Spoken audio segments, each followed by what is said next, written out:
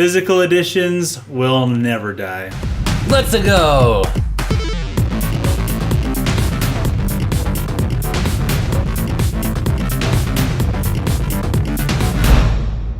Super Rare Games just announced 8 new titles coming to Switch. Yes. Physical titles. Yeah. And Once download only. Yeah, and now no longer. We've talked about this thing before with... I just had their names and now I forgot. Oh, they were limited run games. Limited run games, that's right. Which is United States based, and Super Rare Games, which we're talking about today, is a European publisher. But that sort of thing doesn't matter now. Yes, the good news for you is that Switch is not region locked. So if you can pay for shipping, you can play it in Switch. Yes, I'm super excited for some of these games. All these games, I looked them up and I read a little blip on them. I didn't have a chance to go in depth on all of them. Yeah. I'm familiar with some of these series, and so I know a little bit about them. But they were all really well rated. They were all got really, really good reviews. Whatever the site that I looked at had reviewed them, which was good, the audience scores were always higher. So that should be a good indication to the quality of these games. Yeah. And when I mentioned paying for shipping, it's not going to break the bank too badly. I looked for an example of shipping to my house. International shipping is about $8.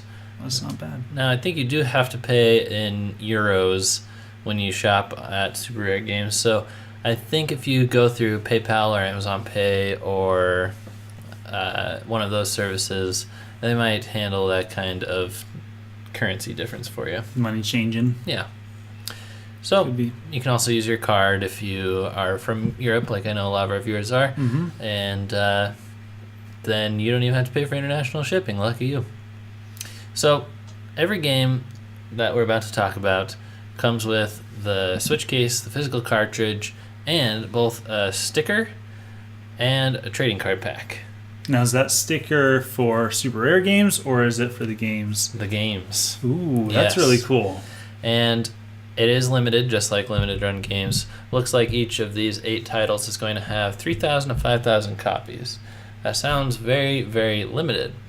But this is not a brand new company, and they've sold a few other games like this, and those are still in stock. So seems like there's going to be enough inventory if you're really interested in this. Indie games are hard to gauge whether or not they're going to sell, especially physical versions. Definitely.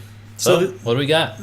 One of the games is Worms, WMD, from the wonderful Worms franchise. I love the Worms franchise. I haven't played it in a while, but Worms, my duty. Yep, Worms, my derriere. That's what it stands for. Actually, I'm not sure. I didn't even look that far. I just thought it was Worms, and I'm like, I love Worms. Yeah, every Worms game is Worms, all right. Yeah, except for the Wii version, which had motion controls in it. No. Yeah.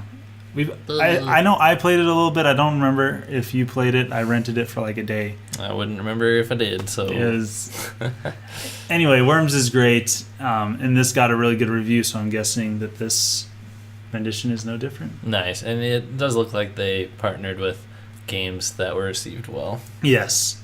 Lovers in a Dangerous Space-Time. That seemed like a really, really interesting concept for a game. From what I gathered, it's similar to, or it's at least reminiscent of Faster Than Light. Which, have you played that? No. No? Did it really hurt you that much to say? Faster Than Light is a lot of fun. I put WOI. What does that stand for? I put that down knowing that I would know. Reminiscent of World of Incraft. Why can't I put an acronym that I can't even remember? I typed that in. It could have been West of Loathing? No, it's WOI. That's an I, not an L.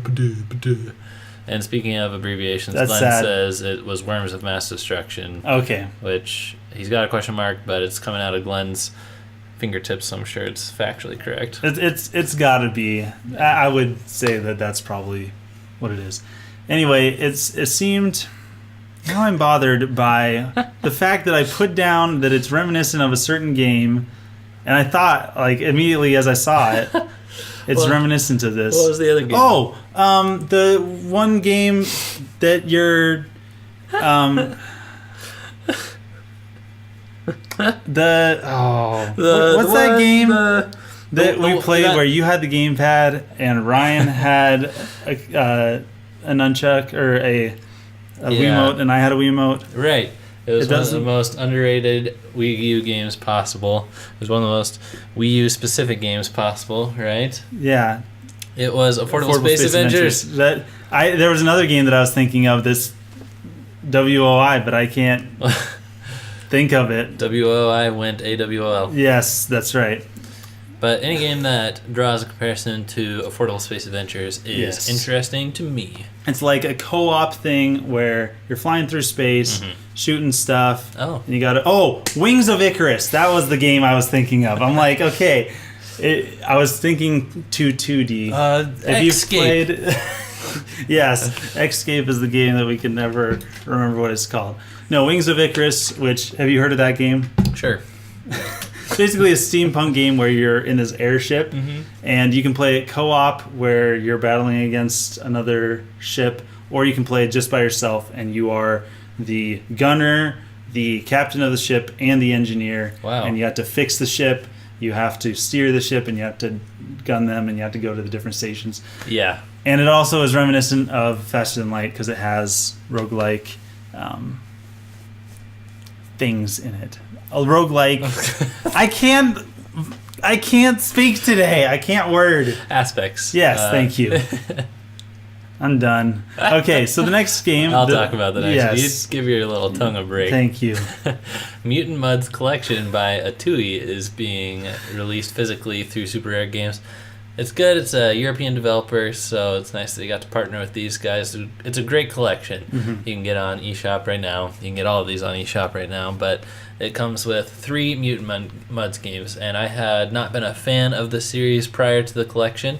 I always knew it was some games that I wanted to check out, but they brought not even just the original Mutant Mudds, but Mutant Mudds Deluxe, and then the sequel, Mutant Mudds Super Challenge, and then they made a new one for the collection, is Mud Blocks. And you can even turn your Switch portrait mode and play a puzzle game where you move the pieces and clear lines and stuff.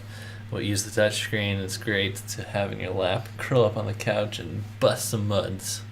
Bust some muds. Yeah. Like bust a move. Yep, bust some muds. Some puzzle lingo there. I can't speak. This is like going to be like the most disappointing thing. Like, these people are going to be like, oh, somebody talked about our games, and then it's like WOI. You guys know that. No, the next game is Starden Binary Stars, which is a roguelike shmup. Okay. Looks interesting. That's not my kind of game. Now, that's one that I haven't heard any podcast talk about. Really? Yeah. I just have not seen this. I wonder. It's got good reviews. It could be Europe only, or it could have just flown under the radar. It could be a shmup game under the radar. That's bad. But roguelike shmup should be cool. Yes. The next games are Knights of Pen and Paper 1 and 2, which is basically like making fun of D&D. It's a fourth wall breaking turn-based RPG. Nice. So it's like a game within a game. So it's going to be funny, and it's going to be a turn-based RPG. Yeah. West of Loathing was really, really funny, but I think I'm done with funny games. Ooh, really? Just about. At least the turn-based RPG games. Like Cat Quest. Like, okay, it's kind of funny. Like, haha. Right. And then you go back to the RPG elements. I don't know. Yeah. But it's a well-done game. It's a well-reviewed game. So I'm sure it's great. It's just not my cup of tea. Okay.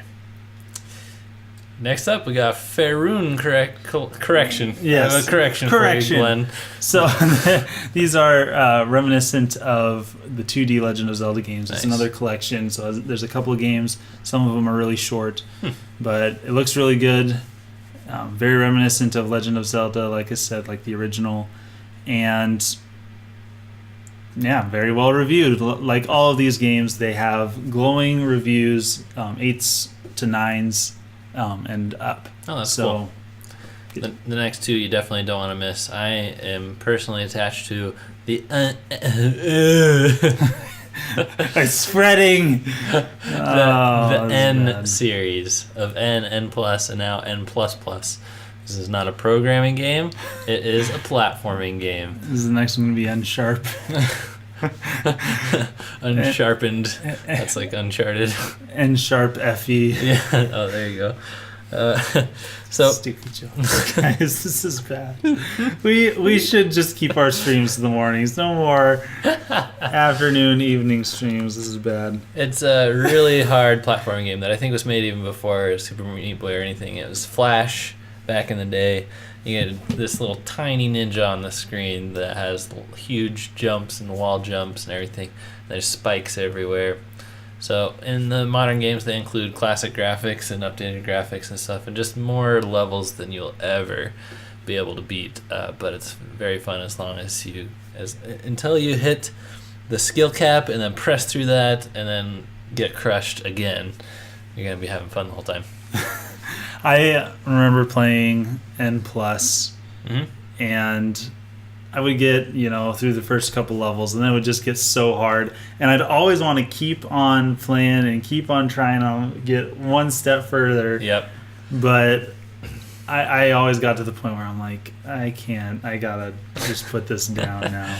Glenn says, Objective N, anyone? Yes, he's a programmer. Yes. He gets it. And we did ask N++ for a review code, but they denied us, so do not buy their game. I repeat, do not support. Don't do it. No, I'm just kidding. They are good developers. They are indeed. The Adventure Pals is the last game. You said you were excited for this? I said don't miss it. I know it's for people who like Adventure Time. It's basically like the game that people wish Adventure Time was. It's not for me, but I think it's an important one for people to know about. It's a goofy adventure platformer. Yeah. It seems interesting, but once again, I don't know if it's my cup of tea. I might have to watch a little bit more gameplay on it. Yeah. To be convinced. These games are going to be great. I think they'll sell well. Yeah. I think that at least Mutant Mud's collection, I think, is going to sell out. Unless people have been mudded out. Well, do you think? I don't know. I wanted to wait for the physical version, but the developer, Jules Watcham, he was talking on Twitter about how the game wasn't selling as good as he wanted it to.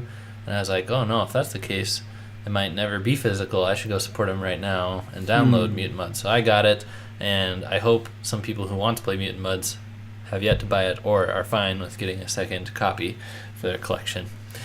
Physical is here to stay, people. Yep, and if you have already bought one of these games digitally, it probably won't be your same save file, unless the publishers are the same, unless Super Rare Games publish them digitally, which I don't think they did on any of them. It'll be a separate save file. But that's all right. Get some cool physical goodies. Go look this up now, because depending on when you're watching this video, it could be sold out already. Yeah, so it's a limited time thing. Good luck to all. Thanks for watching. Thanks for being a part of the crew. Don't forget to comment. Leave your comments below. I see active commenting, but it just seems like Glenn and Mac are talking about Linux. So come make Linux friends in the chat. See you guys next time. Signing out.